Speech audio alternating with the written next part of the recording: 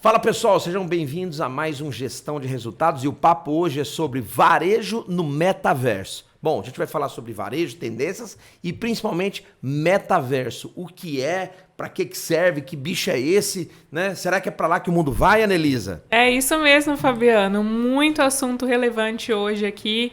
Eu já quero começar trazendo uma curiosidade. Você sabia que o termo metaverso na literatura apareceu pela primeira vez em 1992? Então esse negócio é velho, então não é novo. Sim. É que agora o metaverso é mais palpável, né? Então por isso que a gente começou a falar um pouquinho mais a respeito. Inclusive, o Facebook, né, até alterou o nome dele para Meta, exatamente por conta disso, né? Então é um assunto que tem muita coisa pra gente conversar aqui. Então fica aí que a gente vai falar sobre metaverso e varejo dentro do metaverso, beleza?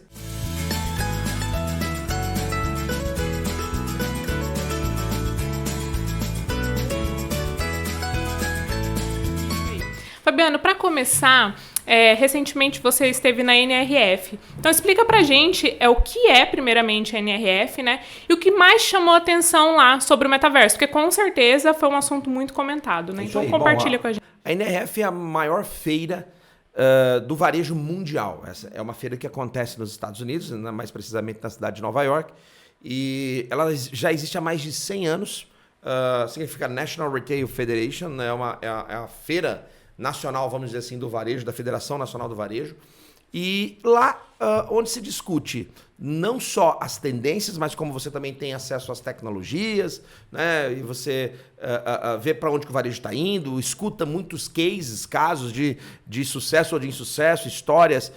Então são mais de 300 palestras, mais de 35 mil participantes, expositores do mundo inteiro, de tecnologia, né? De hardware, de software, de metodologias, consultorias, enfim. É lá que tudo acontece no varejo. Não é a verdade absoluta.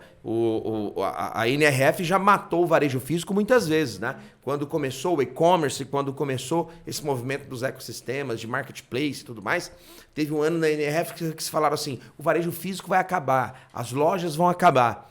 E aí depois, conforme foi passando, eles começaram a dizer, não é bem assim, o varejo vai continuar. E o que a gente está vendo recentemente são os gigantes do e-commerce, como Amazon, né? Vindo para o varejo. Abrindo lojas físicas. Então, na verdade, não só o varejo físico não acabou, como, na verdade, ele se fortaleceu e as empresas que eram nativas digitais vieram, né, fazendo movimento contrário, vindo para o varejo físico. Agora, é lógico, o varejo físico mudou completamente. A forma de fazer varejo físico, o motivo pelo qual existe uma loja física mudou completamente. Então, quem está no varejo, mas está usando as estratégias do passado, dificilmente vai conseguir sobreviver. Então, as empresas que vão sair do outro lado muito mais fortes são as empresas que vão se adaptar ao novo varejo e conseguir dar respostas, né, diante das tendências. E foi exatamente isso que a gente discutiu na última NRF lá em Nova York. Realmente são tendências, né? Não é que seja uma verdade absoluta, né? Traz ali o que realmente está acontecendo, mas tem que ficar atento também. Tendência, o nome já fala, né? Tende a ir por esse caminho, né? Mas não necessariamente aquilo vai se concretizar. É lógico que se estuda muito, né? Muitos dados, muitas estatísticas, você tem muita troca de informações acerca das boas práticas, o que está dando certo, o que não está dando. Então, por exemplo, esse ano nós fizemos muitas visitas técnicas, visitamos algumas, por exemplo, visitamos a loja do Harry Potter, que é uma loja voltada para a experiência, né? Visitamos um reposicionamento de loja que a Bed Bath & Beyond fez, que é um gigante do varejo de home decor. A gente visitou também a Nordstrom, que é uma loja de alto padrão, mas que tenta democratizar, né, o varejo. Inclusive, eles têm lá, por exemplo, olha que coisa interessante, essa loja, eles deixam você utilizar o endereço postal deles. Então, por exemplo, se você mora num lugar, numa região onde não tem onde, sei lá, o Correios, né, a transportadora não atende o teu endereço postal, você pode fazer uma compra e mandar entregar na loja. Não é compra da loja, compra de qualquer lugar, mandar entregar e você vai lá retirar. Eles prestam esse serviço para a comunidade. Então é uma empresa que ela trouxe essa tendência de que o seu negócio tem que ser relevante para a comunidade. Olha só que visão bacana. E em consequência dessa relevância e desse relacionamento, as pessoas vão acabar comprando de você. Entendeu? Com certeza, né? Você vai lá buscar encomenda e acaba comprando outra coisa lá. Já aproveita a oportunidade. Não sou bobo, não. Visionários. E o que te chamou a atenção, assim, do metaverso lá dentro? Que foi mais impactante? O metaverso. Lógico que esse é um tema que tomou uma proporção muito grande, roubou a cena de todas as plenárias, porque todo mundo queria entender o que é, aliás, né, afinal, o metaverso. Entender como que eu entro para o metaverso, como é que eu vendo no metaverso, o que é especificamente o metaverso, e é lógico que é muito importante entender que o metaverso é algo que está em construção. Não é? Diferentemente de outras tentativas de criar-se mundos paralelos e fazer negócio lá dentro, não sei quem vai lembrar do Second Life, que alguns anos atrás, né, era a sua segunda vida e tal. A coisa não vingou muito, porque algumas pontas ainda não estavam totalmente fechadas, né? Ou tinha muita ponta solta. Algumas coisas, por exemplo, não existia ainda a criptomoeda ou as criptomoedas, que era um mecanismo de pagamento mais seguro, que hoje nós temos. A própria tecnologia em si era muito limitada. Hoje não, hoje nós temos todo um ecossistema amarrado, fechado, criptomoedas, as NFTs, a tecnologia, gente, nichos, exatamente. Então, o que é o metaverso? É um universo, é uma nova comunidade, é um novo planeta onde tudo vai acontecer lá dentro. Você vai comprar no metaverso, você vai vender no metaverso, você vai se relacionar no metaverso, vai assistir um curso no metaverso, né? Agora, vai ser só lá dentro do metaverso que vai acontecer a coisa? Não! Tem gente que não vai querer entrar no metaverso, assim como até hoje tem gente que não tem rede social, ok? Então é mais um canal, é mais um universo aí, né? Só que nós já estamos muito habituados com isso. Então, o que é o metaverso? O metaverso é um novo universo onde tudo vai acontecer lá dentro. E já está acontecendo, na verdade, né? É lógico que ele tem muita coisa, ou praticamente, ele nasceu dentro do universo dos games, ok? E é lógico que o varejo não está perdendo tempo e já está pegando a onda dentro do metaverso para poder faturar. E tem gente faturando alto. Sim. Você falou sobre rede social, né? E esse é um exemplo, assim, claro que nós já vivemos dentro do metaverso, né? Eu estava até lendo a respeito e tinha um exemplo que falava que a gente tem avatar nas redes sociais. E o nosso avatar, ele interage com outros avatares. Então, assim, isso já é metaverso, né? Coisas que talvez a gente não fizesse na vida real, mas nós fazemos ali no online. Já é metaverso. O que é bem bacana do metaverso é que como você coloca um óculos, né? Você tem ali os controles. Então, na verdade, você entra, vamos dizer assim, dentro daquele universo, né? Então você, se você entrar num supermercado dentro do metaverso, você vai, por exemplo, né, tocar o objeto que está ali, você vai ter aquela experiência, vai ver outra pessoa e tudo mais. Só que o que mais me chamou a atenção do metaverso nesse momento é a equivalência. Então não é porque o sujeito é pobre aqui no mundo físico que ele vai ser rico no metaverso.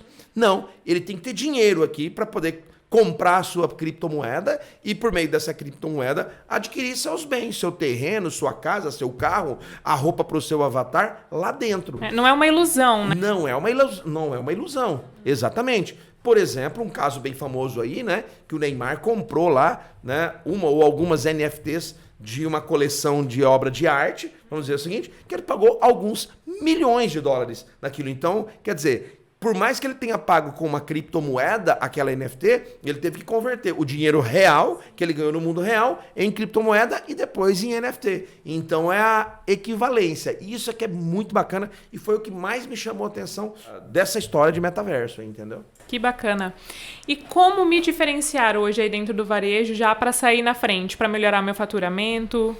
Não vamos dizer que o varejo, né? Quer dizer então que se eu tenho uma loja, eu preciso agora abrir uma loja dentro do metaverso e vou faturar mais? Não necessariamente, né?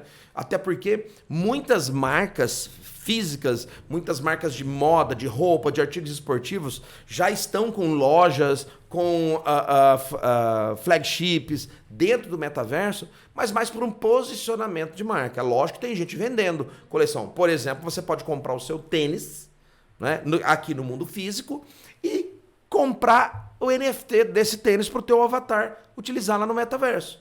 Olha que coisa interessante. Então, não existe uma receitinha de bolo. Ah, você abre uma lojinha no metaverso e que tudo vai dar certo. Não. Então depende muito da estratégia, do conceito, do timing, quem é o teu público e qual é a estratégia que você quer. Tem empresas, não é, que estão comprando terrenos, espaços lá dentro do metaverso, para ela colocar ali a sua propaganda, o seu... Né? Imagina que a pessoa está jogando e, de repente, ela passa do lado de um posto de combustível, de repente, entendeu? E ele fala, pô, amigo, vou ali comprar uma água no posto Ipiranga, sei lá.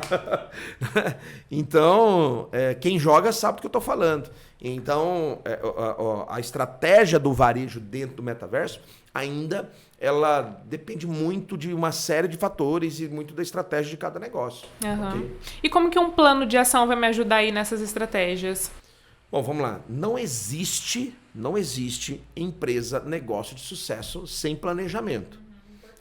Agora, planejamento não é tudo. Porque mais importante, ou tão importante quanto você ter um bom planejamento, é você ter a capacidade de executar esse planejamento. É tirar ele do papel. Muitas empresas gastam tempo e dinheiro com workshops, né, com seminários, com imersões, para montar planejamento.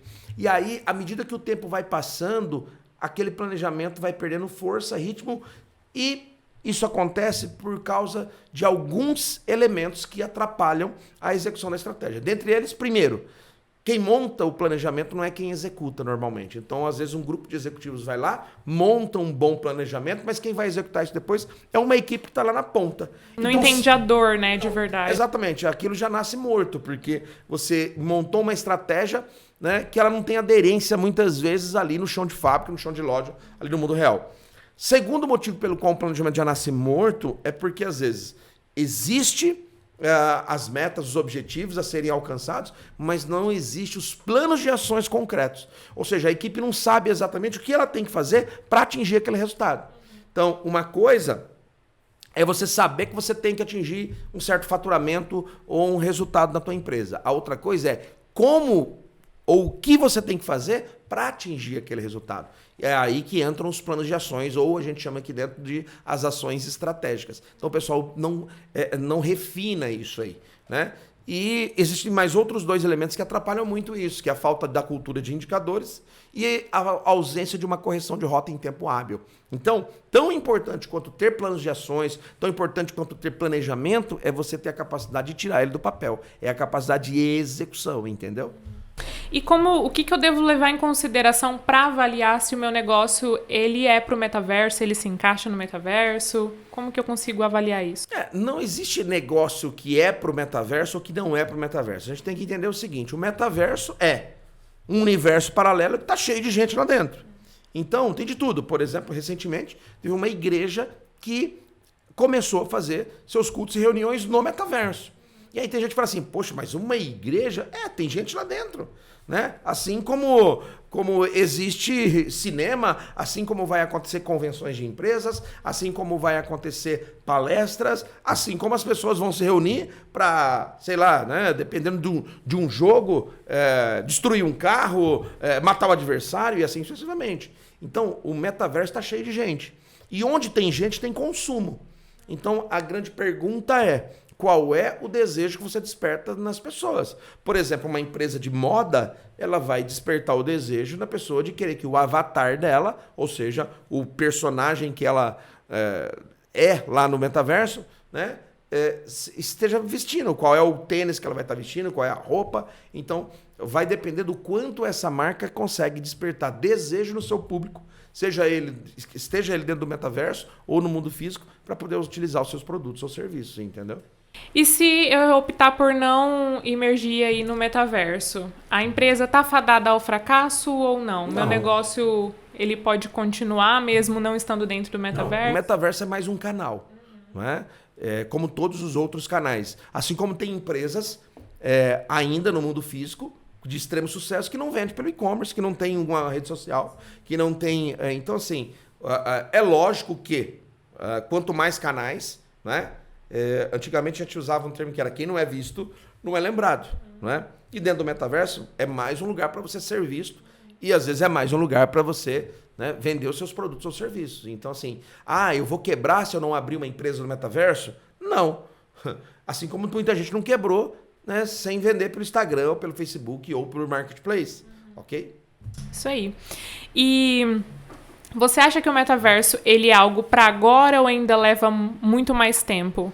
Não, ele já é uma realidade, ok? Já cada dia mais tem gente entrando, tem gente comprando, tem gente se capitalizando, tem gente desenvolvendo estratégias para dentro do metaverso. E uma coisa interessante é que o metaverso não é assim, ó, você vai ter universos dentro do metaverso, ok? Você vai ter comunidades, ecossistemas. Por exemplo, se você gosta de jogo ou de jogos, né, de games, você vai poder entrar no metaverso apenas para isso.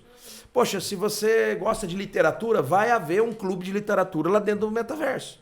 Então, tem espaço para todas as tribos, como existe aqui no mundo aqui fora. Lembrando que o metaverso é um universo em gênero, número e grau, como tal qual é aqui fora, ok? Então vai ter espaço para tudo e para todos.